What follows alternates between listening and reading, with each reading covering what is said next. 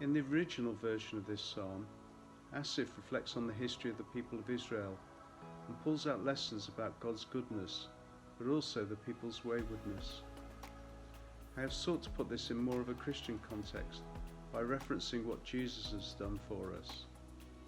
However, this psalm should challenge us to consider whether we have learned to be more faithful than our Old Testament spiritual forebears. Psalm 78, Reimagined, a psalm written by Asaph. My fellow believers, pay attention to my teaching. Listen carefully to what I explain. I will take lessons from our shared history and give insights from my reflections on these events. We frequently tell these stories when we are together, and we reflect on them on our own. We also have the stories which were written down many generations ago by those who witnessed what was happening. It is important to share these insights with the children we love, so the coming generations understand what the Lord has done for us, and they too can be amazed at His strength and marvel at His achievements. Jesus taught His followers and the people of His time. He showed them how to share the good news and included children in His group. He showed how caring for our children brings each generation into His purpose, so that they will in turn share the good news with their children. The Creator desires that each generation should find its own faith in Him by remembering what He has done in the past and by following His purpose.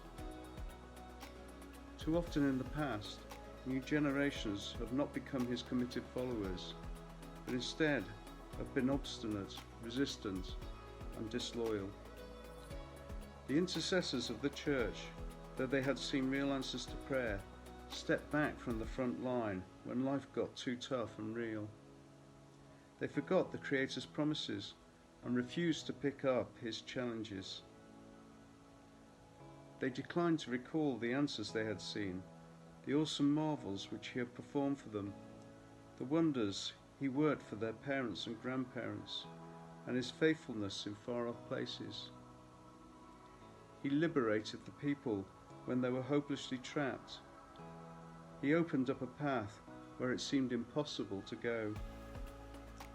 He gave them directions when the way seemed clear, and He guided them when they felt completely lost. When life was at its toughest and making ends meet was challenging, He provided what they needed when there was no other way. Not only did He give them enough, He provided for them in extraordinary ways, more than they could have imagined. Yet His people did not respond well, and they offended the greatest of all time by defying His advice. They became willful and made demands of their God, insisting that He provide everything of which they dreamed. The Creator became the focus of their accusations. He is unable to provide what we need right here and right now. Yes, He's helped us in the past, but what we need now is just too challenging for Him. The Lord heard these provocations, and He saw red. He was exasperated with His people, and His displeasure grew because they doubted that their Creator could help. They decided that He was no longer their guardian. The Lord promised His people, "I have full warehouses and can provide what you need." From His own riches, He provided food for His people. He was generous, giving them the best quality goods they could have hoped for, and more than enough to meet their needs. Daily He gave them what they needed, and He never begrudged what it cost Him. His kindness did not stop there. They did not want for anything. He did not expect anything in return. He gave to them with no conditions. They received what they requested and more, but they took advantage of His generosity, and their hearts did not respond to Him. The Creator was frustrated by their lukewarm response. He pulled back from them, hoping that they would recognize His love for them, but their hearts were untouched. Despite his love and generosity, they continued to wrong him. His consistent care and support was not enough to make them rely on him. They drifted in their faith without ever achieving what he had purposed for them. Only when they were up against it, suffering ill health and poor finances, did they finally take his promises seriously and ask for his help. They remembered that the Creator had promised to be their guardian, but the greatest of all time had offered to liberate them. But they never really committed themselves to him. They said the right things, but did not keep their promises. They wanted him to keep his side of the commitment, but they gave nothing of themselves. As usual, he was tender-hearted towards them, and he overlooked their wrongdoings. He would have been within his rights to hold back his generosity and his life-giving spirit. However, he acknowledged their human frailties and the brevity of their existence. Even in the most challenging times, they resisted his care and broke his heart by rejecting his practical love. He lost count of the times when he waited for them to ask for help they needed, only to be ignored. They forgot the times when he himself delivered them from need and persecution. They failed to recall the wonders of the cross and resurrection and how he protected them in amazing ways. He challenged those who oppressed and abused his people by making them victims of their own cruelty. He frustrated their daily lives with irritations and discomforts. He removed their ability to provide for themselves, so their families began to suffer hunger and hardship. He ruined their projects and businesses, so they doubted their sense of purpose and achievement.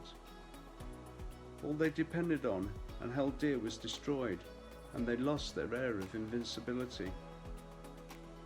His strong sense of justice was activated. His anger rose, and he decided to destroy their ability to carry out cruel and malicious deeds. These persecutors ignored his warnings and riposte to the extent that they put themselves on a collision course with his desire to break oppression and abuse. Their families lost the lives of loved ones, those they held dear, their hope and their future. But he liberated the people he loved, and he led them to a safe and secure place. He delivered them completely, setting them free from those who would have oppressed them again, and delivering them from their fears. He became their guardian, giving them a place to live securely and in prosperity. Under his guidance, they established their communities where each could find their purpose and future.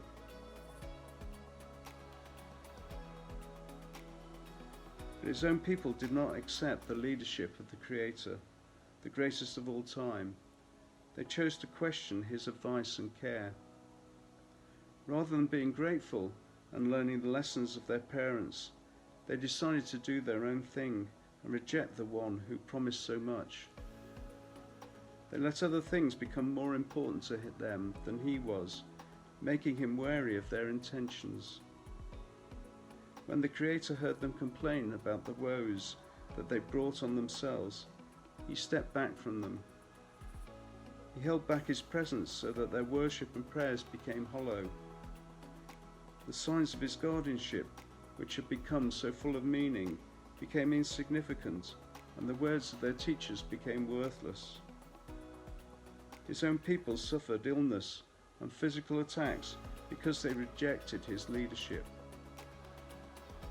Even future generations suffered untimely misfortunes and deaths, not reaching their prime. Those who led the people in their faith lost their trust in him, and their families followed them in disowning him. Finally, the boss jumped into action, breaking his own self-imposed inaction. He overthrew his opponents, humiliating them for all time. He rejected the failed leaders of the past, those who let their people down. He chose new leaders who would encourage his people to love and worship him, living under his guardianship. He created a fulfilled and purposeful life for his people, which was dependable, lasting for all time. He took Jesus, the one who had given up his own life, and called him to be the leader of his people. He raised Jesus from the ignominy of a ruthless execution, bringing him back to life and making him the guardian of his people. Jesus guides his people with an inexhaustible love and leads them with wise and caring words.